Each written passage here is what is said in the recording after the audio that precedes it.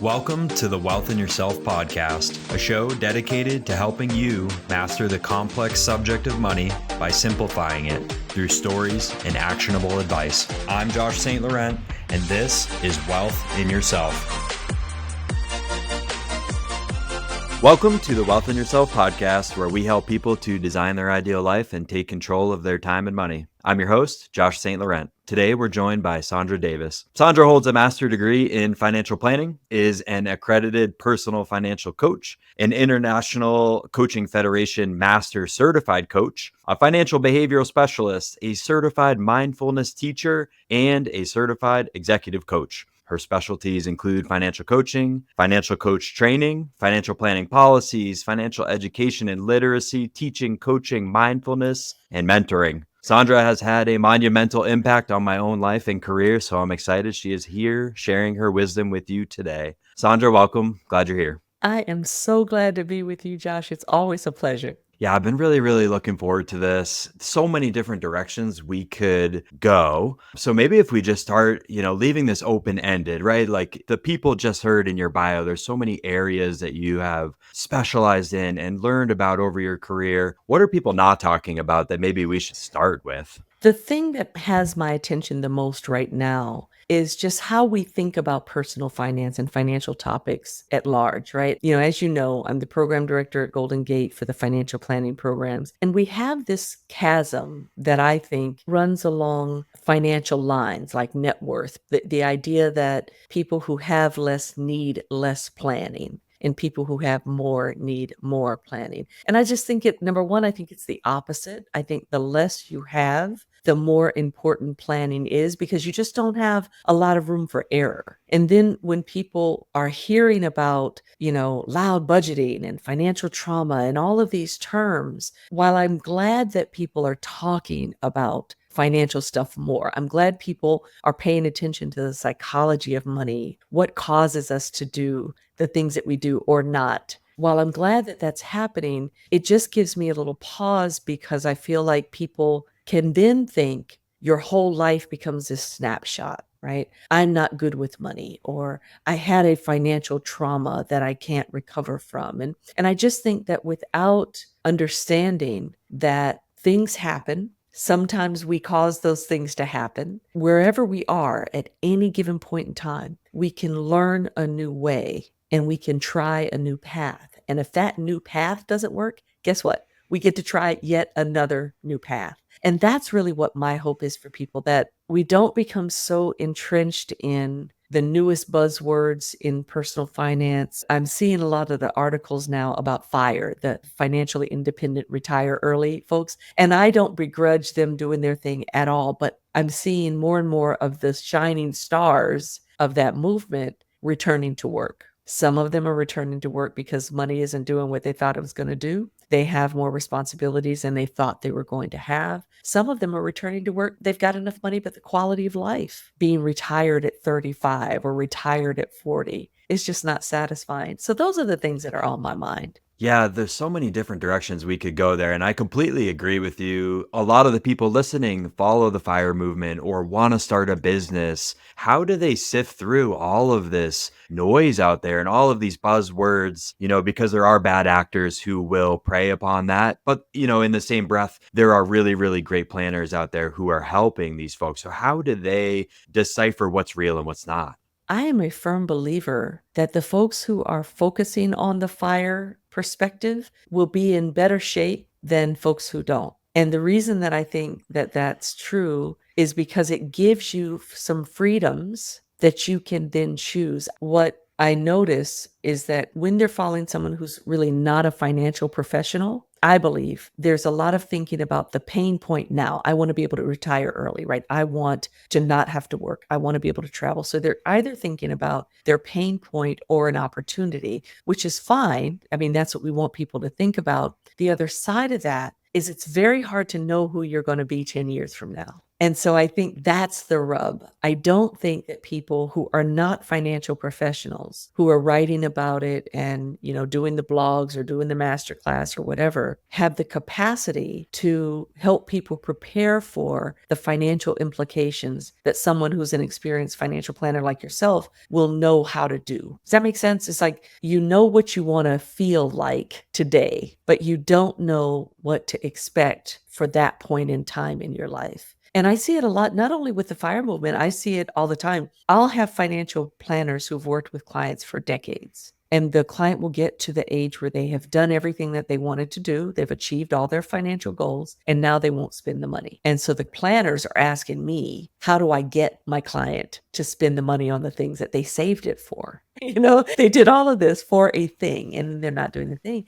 And so I say to them, well, have you asked them if it changed? Maybe the having the money was really the thing, and they just didn't know that it was the thing. They thought it was the retirement home. They thought it was the trip around the world. But then when they got there, the reality was, wow, the money gives me a greater sense of security. And so maybe it was that. But I think when there isn't someone there, and this is why I became a coach, when there isn't someone there to help them deeply explore and come to their own level of self-awareness about what is it really about? What is it really about? Not just what it looks like on the surface. I don't want to work. I want to travel. Whatever those surface things are, what's under that? And so that's what I would say, look out for, whether you're pursuing FIRE, whether you're already, at an advanced age like myself. I was talking to a woman who's 80 years old and doesn't have enough. So she has to do the same thing. What does my life look like 5-10 years from now? Even at 80, she's still having to have that conversation with herself.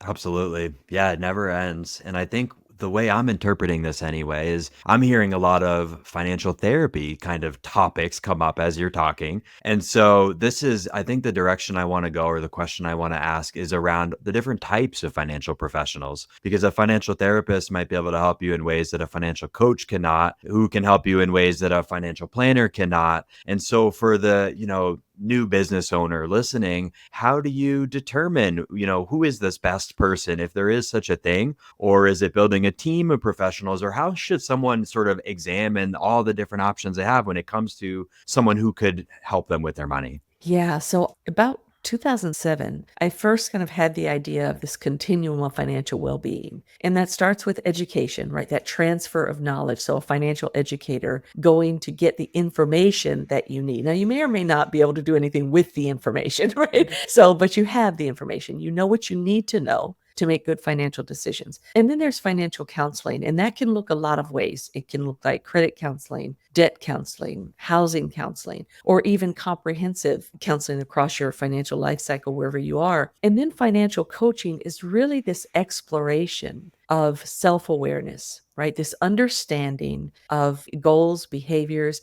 how do we think, how do we behave, and this cycle of how do I make sure that the choices that I make and the goals that I set are in alignment with what really matters most to me. And in financial planning, as you know, and probably all of your listeners know, that real focus on the comprehensive aspects of every aspect of your financial life, also related to goals. I mean, many financial planners now, like yourself, are paying attention to not just the dollars and the cents, but also the emotional aspects of money, the psychology of money, what is satisfying and gratifying for you. And then financial therapy, whereas I view financial therapy as when someone actually has the skills of a marriage and family therapist, a social worker, and also financial experts. So there are financial planners who use therapeutic approaches, right? And there are therapists who are comfortable talking about money and talking about mindset and talking about limiting beliefs and those kinds of things. When you're working with someone who's a therapist, actually licensed to diagnose things like hoarding, overspending, things that are real diagnosable things, right? That's a different breed. And so I think that the lovely aspect of where we are, at least in the US and some other countries as well, whatever is a consumer needs, whatever it is that they feel like they need, and they may not know, right? But what they feel like they need, there are professionals all along that continuum. And so a professional can decide, oh, I really want to focus on just the dollars and the cents. I want to get their information. I want to crank out a plan and I want to deliver it. And then there's professionals like what you have done in this really expanding this idea of what's important, what are your current beliefs and behaviors, where do they come from, and what do you want to align for the future, right? So I know that a lot of my financial beliefs, my beliefs about money, came from my mom. There are some of them that I would call a legacy burden, right? There are things that get in the way of my health and well being. And then there are my legacy blessings. My mother was just a dynamic. People think that, my personality is welcoming and warm and all that.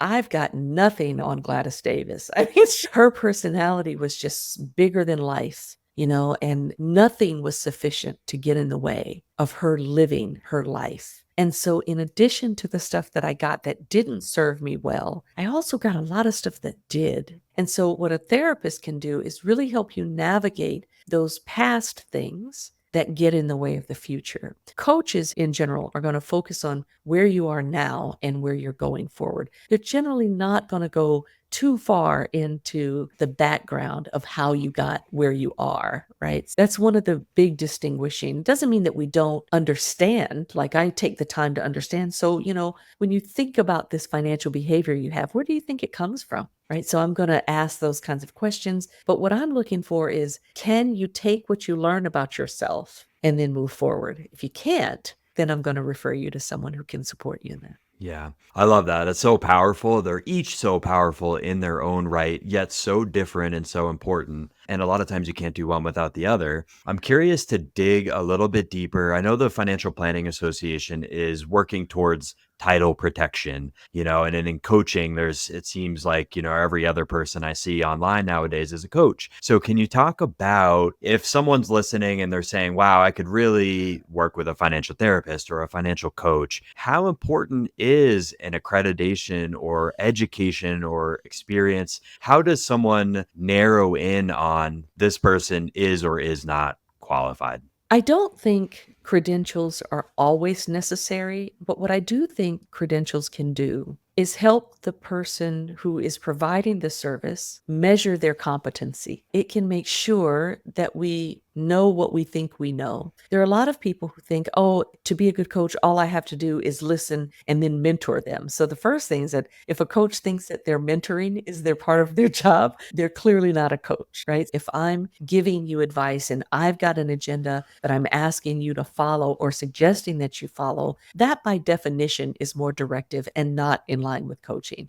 That said, people can call themselves anything. So the client really has to find the type of person that's going to work best for them. And so let me give you an example. I am not a directive coach. My job is to help the person develop sufficient self-awareness that they can then decide what their next action should be. Now, because I'm also a financial expert, as they're designing their next action, they may need information from me. They may need to know what makes up a credit score. They may need to know, how do I go about preparing to buy a home? They may need to know information, but a coach trusts that you are the expert in your own life and that you have the capacity to do that which you say you want to do. What I think people should be looking for when they're trying to make this decision is, how do I work best? Am I okay with working with someone that will not give me an answer, that is going to really evoke the answer from you? And there's no wrong answer. That's the wonderful thing. Some people want to go to somebody and say, listen,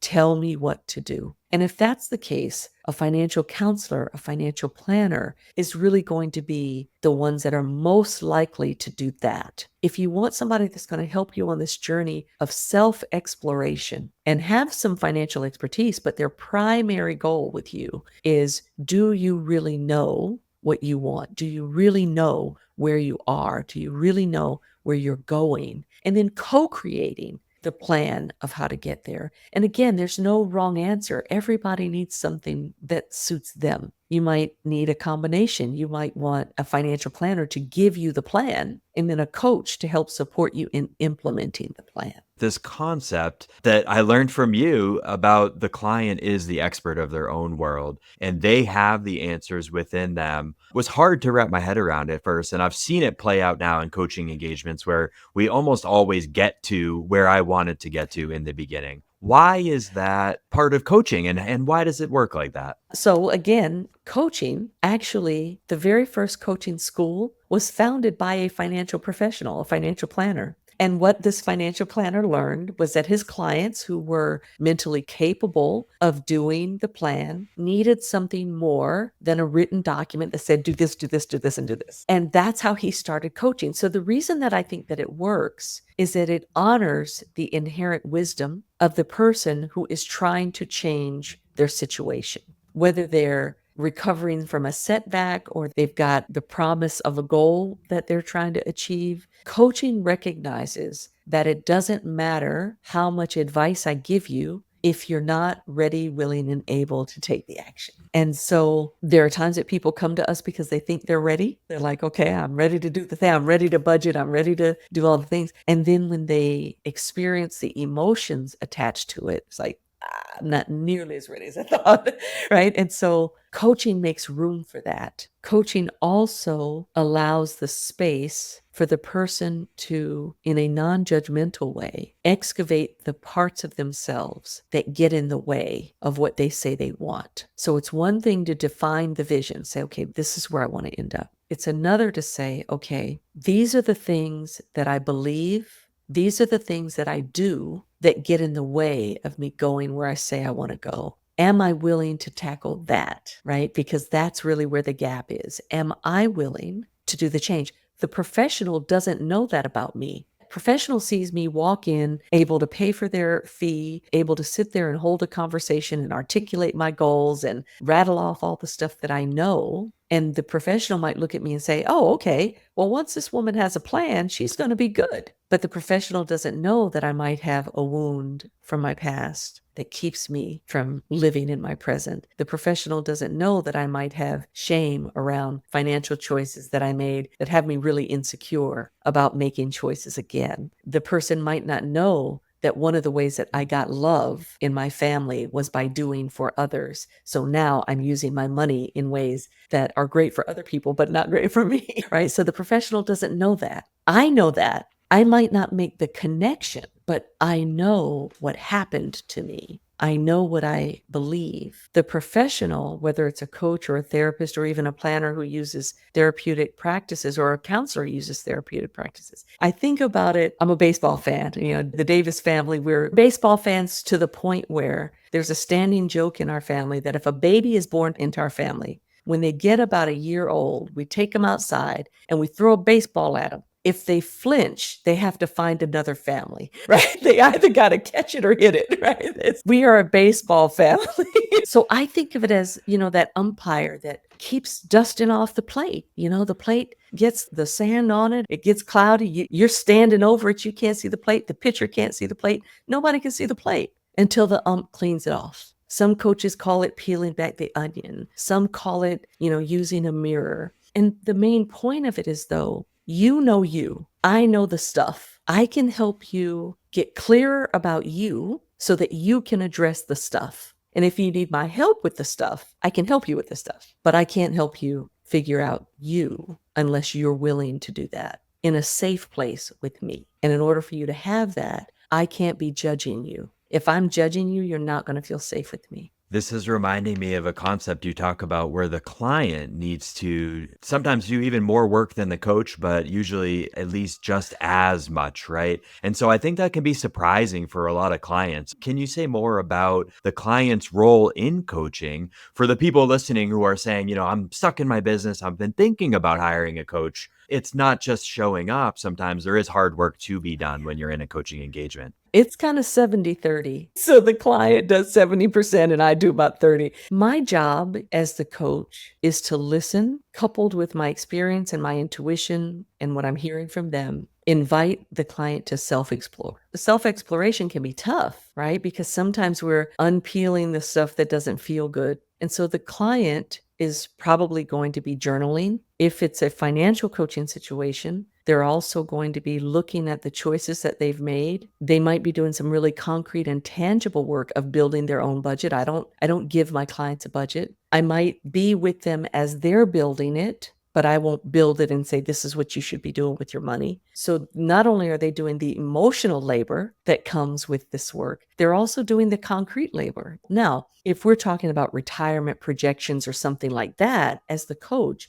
I'm going to connect them with a financial planner that does that. I don't do that. I can help them understand what to think about. I can help them explore what they want retirement to look like for them and test some of the beliefs. Right? Because, I'm going to play golf every day, and that's great for like 2 weeks. Then what? Okay. And so I can do those kinds of things, but the client actually has to do that work. And most of the work is emotional labor, to be honest. There's some, work, writing, gathering, those kinds of things. But for the most part, the work is self-reflection. The work is being honest. Sometimes being honest with ourselves is the hardest part. I've seen so many people who they've set a goal for themselves and they achieved the goal only to realize that it wasn't even close to what they really wanted. So that work on the front end of, okay, I'm about to invest a lot of my time and energy and maybe even money into getting to a place. Really? Is that it? Is that it? So we bump around in the discomfort for the client to figure out where they're going. So that's what I mean when I say about doing their own work, because it's always work. Anytime you're taking a hard look at yourself, it's hard work. Even my own experience thinking back through the graduate program at Golden Gate or the financial therapy curriculum, the coaching courses, all of it, I'm continuously surprised at how vulnerable I have to be as the coaching client. Doing the financial therapy work is incredibly vulnerable. And a lot of times it feels like extremely hard work and maybe not a ton of progress. You almost have to go backwards in order to move forwards in an odd way. And so I'm glad that we're talking through this, because I don't think a lot of people realize that going into a coaching engagement. They think they're going to show up, they're going to get some great knowledge, and then everything will be fixed and they'll move forward. But it sounds like that is not necessarily, the magic wand. The magic wand. Yeah, it is a journey. And let me show you how it shows up for me, right? I made so many financial mistakes and I carried so much shame around it. So now I'm in the middle of a home renovation. I've lived in this place for 25 years. About 25 years, and I've done nothing. Carpets were just, oh my God, just needed so much work. And I just kept kicking it down the road. In 2021, I had a water damage and I was sitting in my home. I woke up in the morning and I hear this lovely babbling brook. I'm just hearing this love, and I love sounds, right? And so I'm listening to this. And then it occurs to me, I don't live any place that I should hear a babbling brook. So it was my water heater. So my water heater burst. I completely just panicked, right? My partner shut the water off. That's all fine. Now, mind you, I have a master's degree in financial planning. I'm a homeowner who has insurance. It didn't occur to me to contact my insurance company. That's the gap between the knowing and the emotions. My emotions are, I'm not used to anybody being there for me. I always have to take care of everything myself. So I pull out the fan, I'm putting towels on, I'm trying to clean up this mess that it would not even be possible for me to truly clean up. The water was in the walls. It wasn't until one of my neighbors said, "Oh, did you call your insurance company? Are you kidding me? Are you kidding me?" Somebody had to tell me to call the insurance that I've been paying on for 25 years, right? And because we just don't know when past stuff gets activated. We just don't know. And so what we can do as the human is to learn as much about that. I can learn as much about, how trauma affected me financially. That's kind of why it's not that I don't like that people use the word financial trauma. I just think people limit the trauma to financial. Traumas can come in all kind of ways and they can have financial implications. They can show up, right? Financial stuff can cause the trauma, or the trauma can cause financial stuff. And so I say that because this is years of me coming into a deeper awareness of how the choices I make are steeped in either a belief that I have, a choice that I made in the past, something that somebody in my family did, something that society says,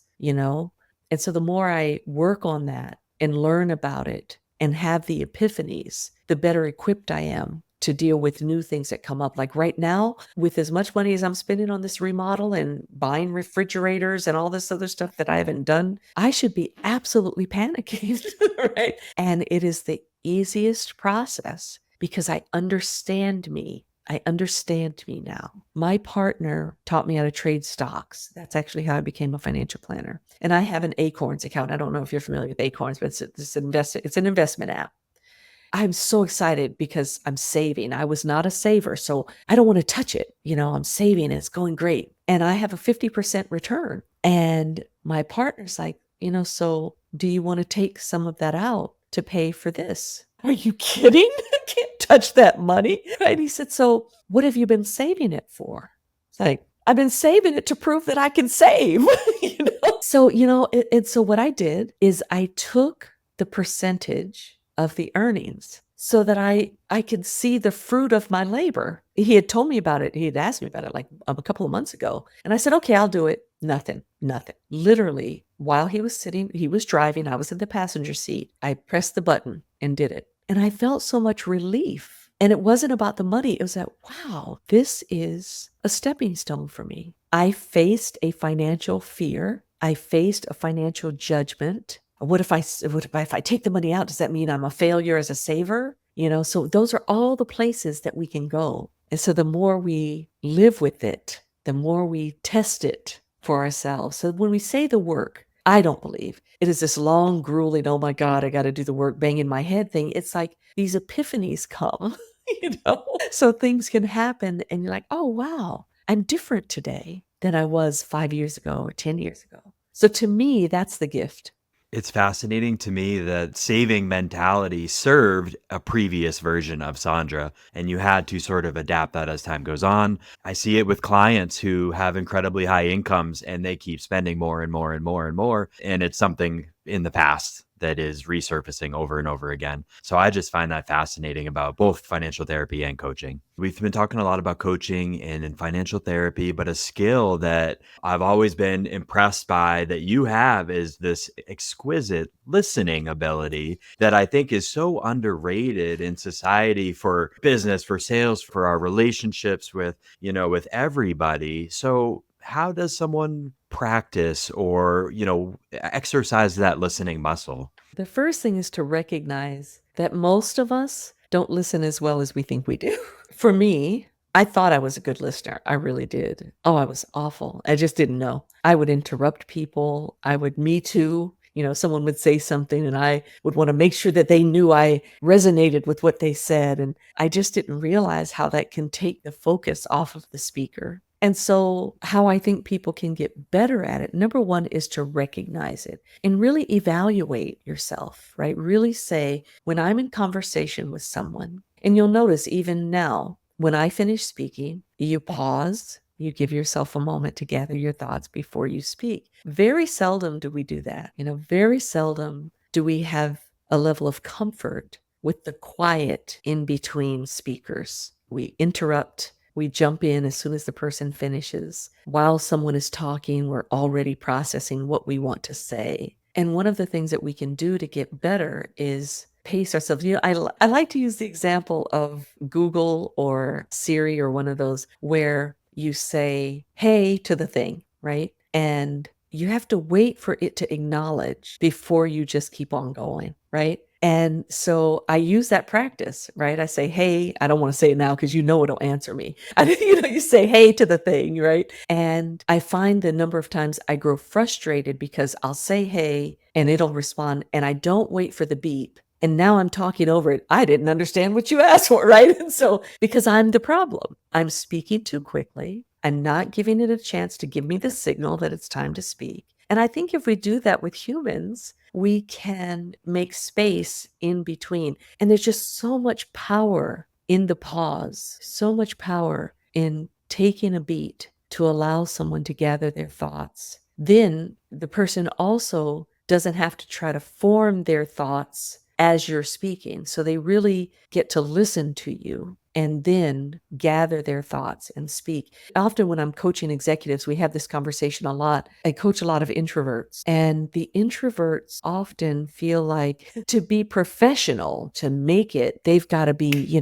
somebody asks a question, they've got an answer, right? And, there's several books now about the power. There's something powerful about the introvert. And so I think one of the things that's so important is to make space in our own head first. And then we can allow space for the other person to speak. So when you're saying, what can people practice? We can practice counting a beat or two from your words to my words. We can practice not interrupting, because I remember when I was talking to a girlfriend, I was in my 30s, and I kept interrupting her, and she would just keep speaking as though I hadn't said. And I apologized for interrupting. I said, I interrupted because I didn't want to lose my train of thought. And she says, yes, but when you interrupt me, I lose my train of thought. And so that was a big lesson. Now, I wish I could say that my listening and learning turned around back then when I was 30. That would be a lie. My listening and learning turned around a bit more at about 44, 45 is when I got to be a better listener.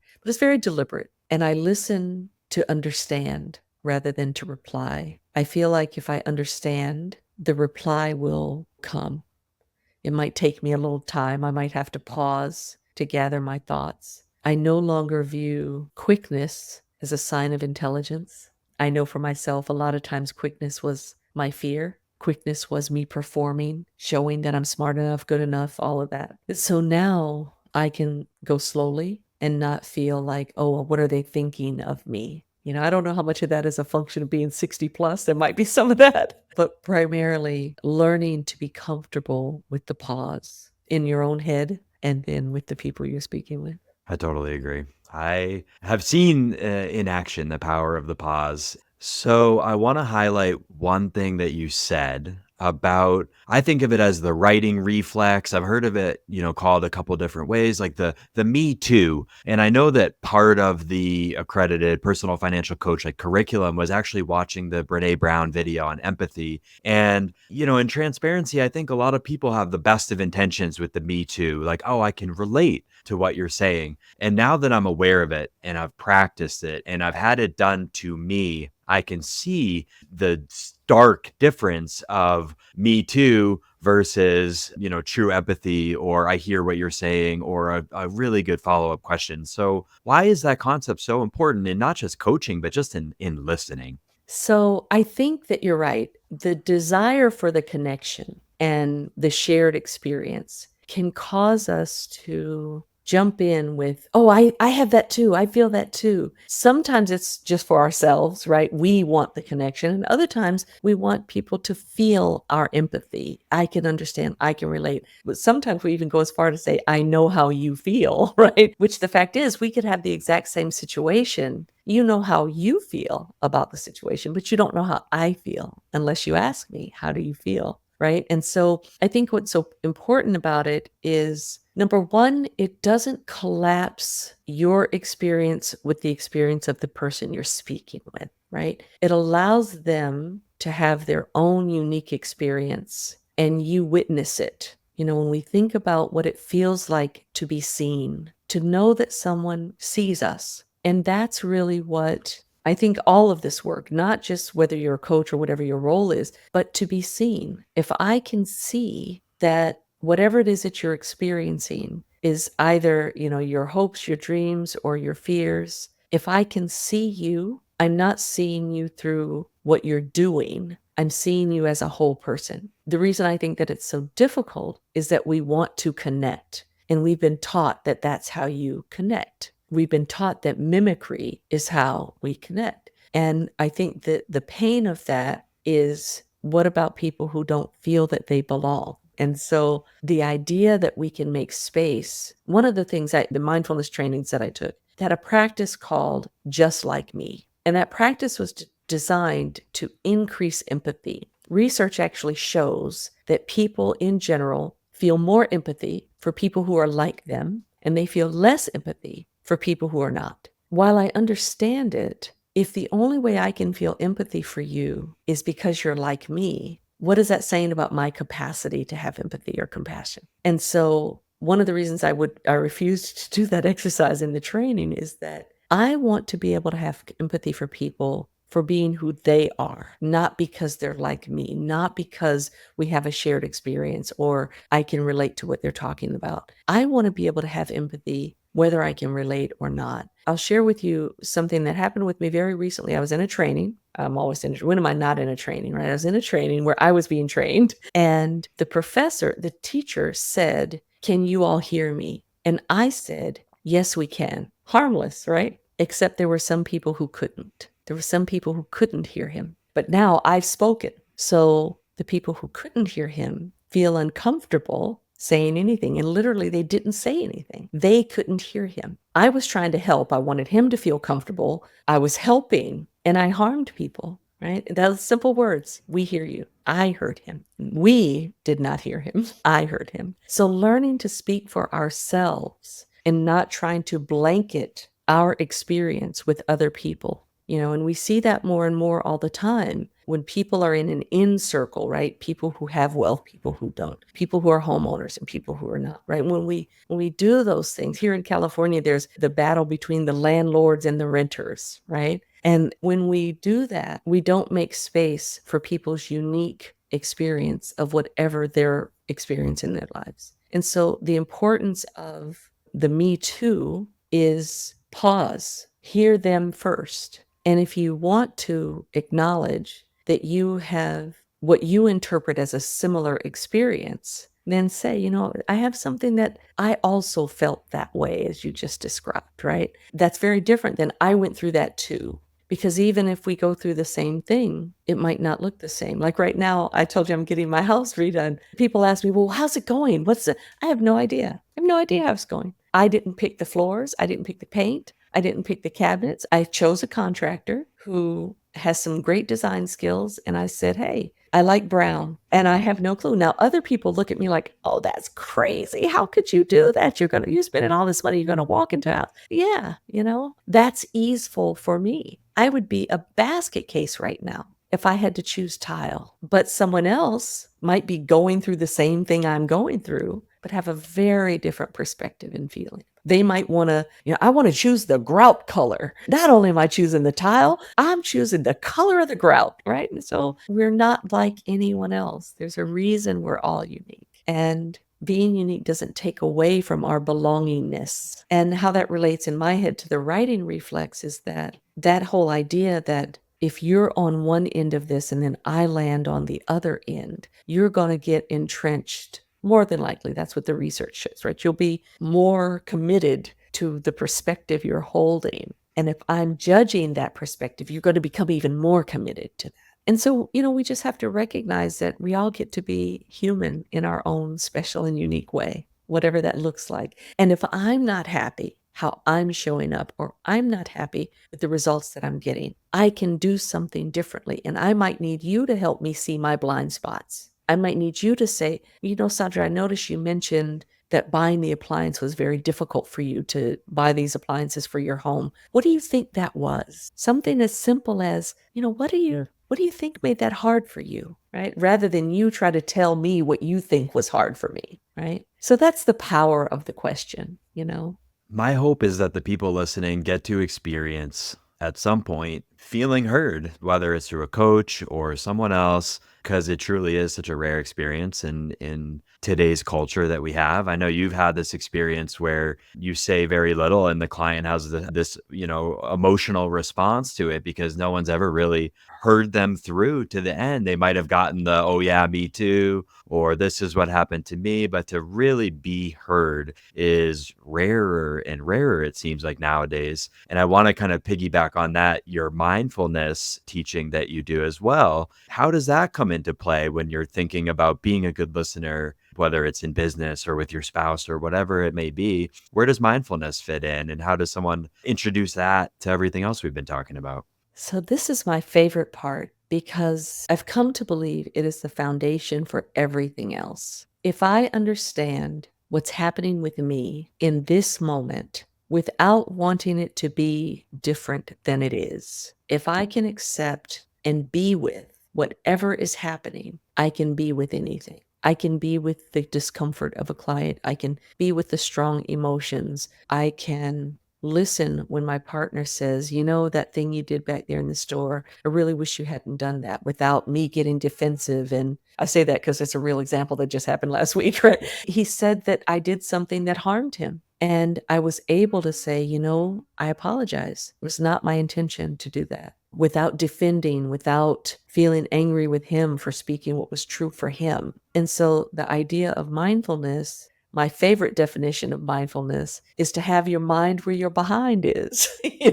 Is my head where my behind is? Or am I thinking about a trip, or thinking about the past, or thinking about what I'm going to do after our call is over? Is my mind where my behind is? And if it is, I have more capacity to deal with whatever emotions come. If someone says something that hurts my feelings, or I say something that hurt their feelings, I have more capacity. It doesn't mean that I'm always right. I fell down last week and I got up cursing like a sailor. It didn't mean that I performed well under pressure in that moment, but I have more capacity to perform and be the way that I want to be in any situation, whether it's with my grandchildren or my partner or in my business. I'm downsizing my business right now, and I'm very afraid, very afraid. And I know that I'm afraid. So I'm not out here acting and behaving and doing things without understanding. So before I do things, I recognize the fear and I allow myself to feel the fear before I take action and start doing a bunch of stuff, trying to really deal with the fear, right? That's what's important to me. Something I think is just a personal example for me. I've always thought of mindfulness as meditation and focusing on your breath, and it can be that. But I've seen you lead lots of different types of meditations because people can get there in different ways, maybe tactile or auditory, and people get there in different ways. And so I think that was a learning curve for me because people, maybe don't align with meditating or breath work, and maybe it's a different way to get there for a different person. So I thought that was expansive for me to see that and see other people really connect with a little cloth or blanket or whatever it might be for them. So just was something that was interesting to me when it comes to mindfulness. Yeah, that has to do with becoming more trauma informed or trauma sensitive, recognizing that the breath is not a safe anchor for everyone. And primarily, when you think about meditation, the reason, the breath, Thich Nhat Hanh says, you can only breathe in the present. You can't breathe in the past, and you can't breathe in the future, right? So the breath, it can keep you present. And so focusing on the breath can keep you present. And that's really what the whole point is, to be present with what is without wishing it was different than it is. That doesn't mean that if we're in pain, we don't hope that we're not in pain, but hoping that we're not in pain doesn't make us not in pain, right? And so the more acceptance that we can bring to whatever circumstance we're facing, whether it's in our businesses or whatever, the easier it is to ride the wave, because everything changes. As we know, that's the only constant, is change. And so if we can just ride it, we can release it rather than fight against it and make it even harder. But that's a work in progress, I think, for everyone, even people who are experienced meditators. I've had a meditation practice since 1998 now. And sometimes it's the breath. Sometimes it's rubbing my fingers together. Sometimes it's, touching a fabric, a cloth. Sometimes it's listening. It just depends on what I need in that moment. So the more options we have, the better capacity to deal with whatever's present.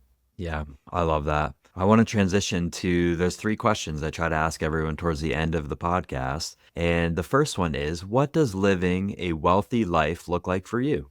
Oh, I love this question. Living a wealthy life to me means everything that I do, I can do with ease. So I can work with ease. I can play with ease. I can be with people with ease. I can be alone with ease. And that, for me, is the definition of wealth. And so there's financial implications, of course, because, to be at ease, I have to have a degree of financial stability and security, safety, if you will. But everything else is more like, how am I interpreting things? If you could give one message to someone working to gain financial freedom who isn't there yet, what would it be? Start where you are and know what financial freedom means to you. So wherever it is you're going, allow yourself to start where you are. I love that. Last question, maybe the hardest of the day. If you only had $1,000 and you were starting over, what would be the first thing you would do with that money? Starting over in the context of life at all? Yeah, career, education, right? You're starting fresh. Okay, there's two parts. My first instinct was to say I'd buy a book because I can usually find a path. It might not be the ultimate path, but I can usually find a path in reading. The other part is I probably would save half. I would spend half on books, half put in savings, because the book would give me the courage to try something I'd never tried before. And the savings would give me some wings that I would feel safe enough to try something that I've never tried before. Great questions. I like that answer. For people listening who want to connect with you online, where is the best place to do so? The best place is probably LinkedIn. That's where I'm kind of there more than any place else. My website is sagefinancialsolutions.org. That talks about the work that I do. But those are probably the two main. I'm not quite as active on the socials. And I think I've decided that I'm not going to be. At first, I was trying to force myself. And now I'm like, maybe not. Maybe I will not do the TikTok-y thing. I think that's what it's called. Yes. Well, we will put the links in the show notes, make it easy for people to find you on LinkedIn. I will share one last piece of Saundra Davis wisdom. I don't know if you'll remember this. It was very early on when we first met, and I was asking you about learning patience in my brand new business. And you asked me if you could share a way that you learned patience. And you said that you got teacups without handles on them. I have been burning myself ever since trying to learn patience.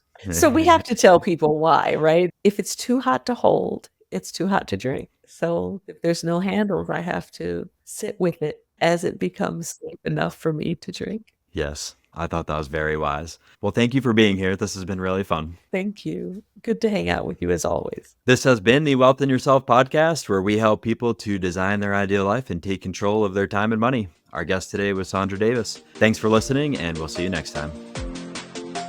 The Wealth in Yourself podcast is hosted by me, Josh St. Laurent, and edited and produced by Ray Haycraft. To learn more about how to make your money work for you, visit us at www.wealthinyourself.com and connect with us on all social media at Wealth in Yourself. This podcast is educational in nature and is not meant to be investment advice. Please do not construe anything said to be advice, and the opinions of the guests may or may not represent the opinions of Wealth in Yourself. This podcast and the information presented are separate from my employment at Golden Gate University. Still, they are part of my mission to make no-cost financial knowledge more accessible. If you like the show, please take a moment to leave us a review. We read all of your feedback, and we want to make sure we cover the topics that matter most. If you have a specific subject you'd like us to explore or a guest you'd love to hear interviewed, don't hesitate to shoot us a direct message. And as always, thanks for listening.